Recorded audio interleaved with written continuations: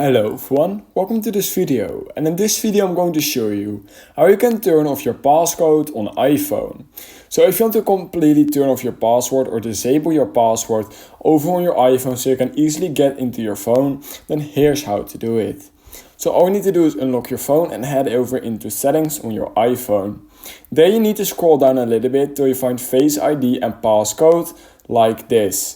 Then in order to enter this page, you need to type in your passcode, or you can enter using Face ID if you have that enabled for security reasons.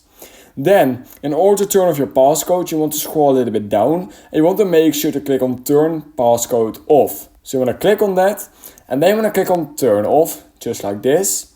And now you need to actually enter your Apple ID in order to turn off your passcode, because this will not only turn off the passcode over on your normal iPhone, but this will also turn off your passcode for other things, like it says right here. It will also turn off things for Apple Pay cards, car keys, and all those kind of things. So just click on turn off. You want to type in your email, and that's all you need. You type in your password, obviously, and that's literally all you need to do. So I'm going to quickly do that like this, and then I will get back to you. Alright, so I just typed in my Apple ID password, and we can now see that we need to type in our password once more in order to completely turn it off. So I'm going to type in 1 or whatever your passcode is, just like this.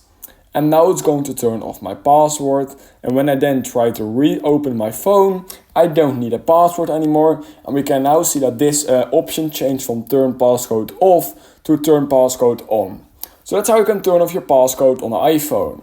If you learned something from this video, I would highly appreciate it if you could like this video and subscribe to my channel. And I hope I will see you in my next YouTube tutorial video.